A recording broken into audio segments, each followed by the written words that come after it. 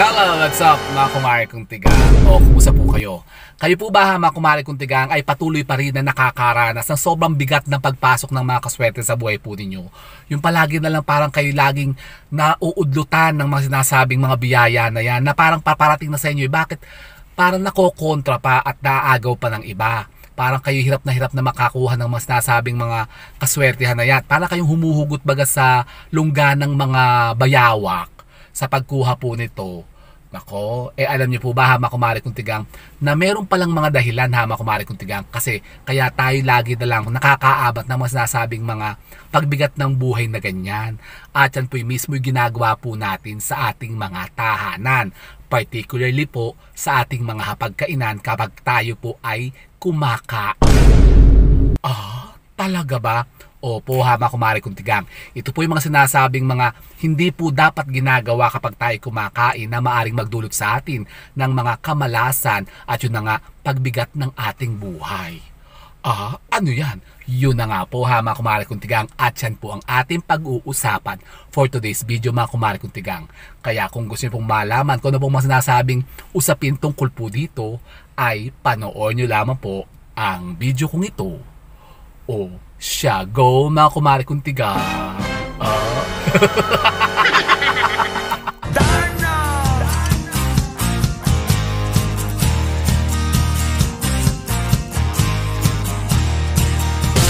Ayun na nga po mga kumare kong tigang, isang mapagpalang araw naman po sa inyong lahat. At yun na nga po, nako, isa naman pong napaka-interesting na topic ang pag-uusapan natin na tatalakayin sa video ito. Kasi yun na nga, kung kayo po halimbawa ay patuloy pa rin nga nakakaranas sa mga pabigat ng inyong mga kabuhayan sa buhay. Halimbawa kayo po nahihirapan pa rin talaga mga kumare kong tigang na makaakit ng mga sinasabing kaswerte sa buhay po ninyo. Nako, batid nyo po ba mga kumare kong tigang na sa simple lamang po palang pagdalo po sa ating mga pagkainan. Sa pagkain natin mga kumare kong tigang, tayo pala'y maaring makahikayat ng mga sinasabing mga kamalasan na maaring nga po magdulot ng pagbigat sa ating buhay. Ano yung mga yan? Meron po kasi sinasabi ang ating mga matatandang maninuno tungkol sa pamahiin ng pagkain na dapat po iwasan daw natin gawin. Para tayo po ay hindi dapuan at lukuban ng mga sinasabing mga misfortune sa buhay kapag ginawa po natin ito. Ano ba yung mga yan? So yun na nga po mga kumare kong tigang, wala na masyadong chikatalakis, umpisahan na natin ito. Pag-uusapan natin yung mga bagay-bagay po na dapat iwasan po natin gawin natin sa ating mga hapagkainan para tayo po ay hindi lulukuban ng mga sinasabing kamalasan na yan.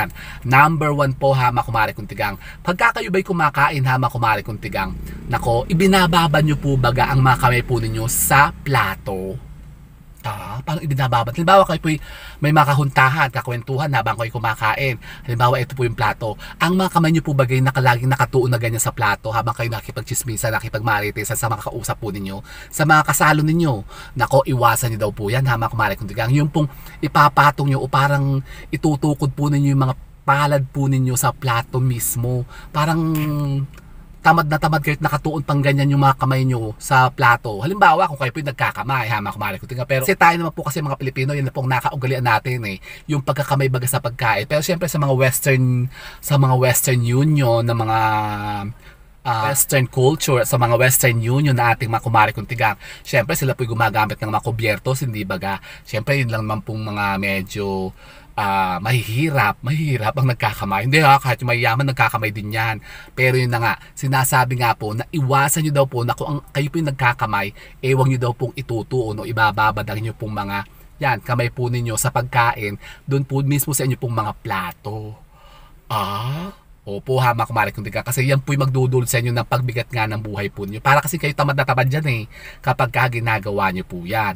Ang isa pa po mga kumare kong tigang, di ba sinasabi ko nga po sa inyo, yung pong mga panandok po ng inyo pong mga pagkain sa kaldero. Kayo po ba'y kumakain, halimbawa kayo po'y naghahain sa lamesa po niyo, yung kasama ng mga kaldero, yung mga kasirola, yung hinahain nyo na kasama doon. Kasi kami madalas po ganyan para hindi na baga isasalin-salin pa sa mga bandihado, sa mga bowl ganyan, sa mga yung serving plate, doon na mismo, doon na nakasandok.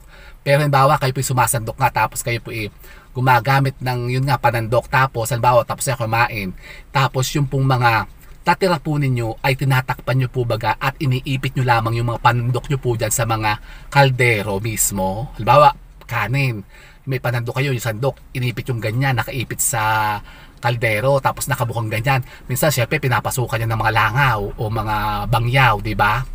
May mga hanip-hanip, huwag niyong uugaliin niya kasi bukod sa ngayon po yung maaring mapasukan nga ng mga sinasabing mga insekto dyan, maaring baka contaminate ng mga pagkain natin.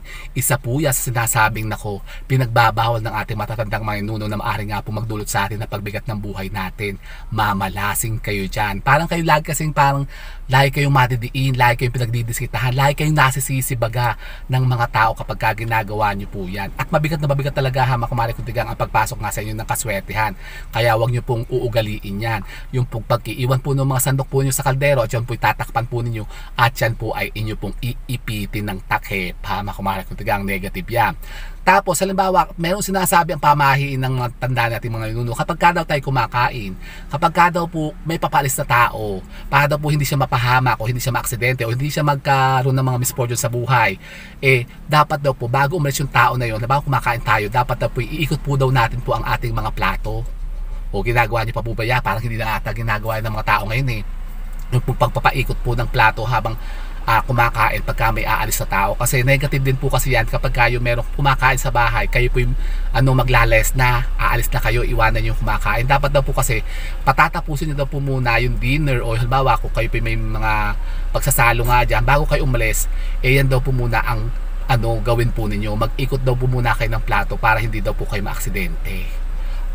Talaga ba? Opo ha, mga kumare kuntigang.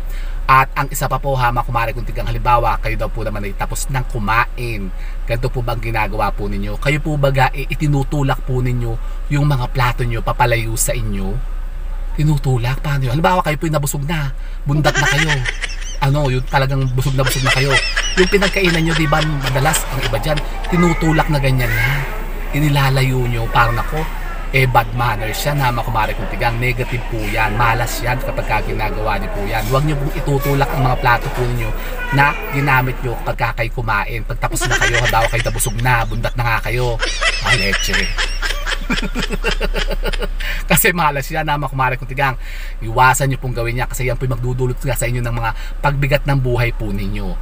Tapos ang isa pa po ha, mga kumare kuntigang, halimbawa tapos na kayo kumain, magliligpit na, iwasan nyo din daw po ang pagpapatong-patong po ng plato kapag magliligpit na, kasi yan naman daw po magiging problema nyo dyan. Halimbawa may mga sakit ang isa sa inyo, nako, hawa-hawa kayo dyan. Halimbawa may mga problema yung isa, nako, kayo madadamay sa problema nila, buong pamilya ha, mga kumare kuntigang. Sa bagay, pagka ang problema naman ng isa, problema naman buong pamilya, hindi baga, ganun naman talaga tayong mga Pilipino. Pero yun na nga, para maiwasan natin yung mga ganyang mga senaryo na tayo po parang mamalasin din sa problema ng iba, iwasan niyo daw po kapag kayo po magliligpit ng mga pinagkainan po niyo, yung pagpapatong-patungin niyo po yung plato doon sa mismong lamesa. Dapat yan daw po ilalabas yun sa kusina nyo ng isa-isa, bubuhatin nyo ng isa-isa. Di ba dapat kasi nga, mga kumare kuntigang, kapag tayo may kumakain, di ba, clean as you go, yung pinaglamunan mo, buhatin mo na, dalhin mo lang sa lababo, di ba?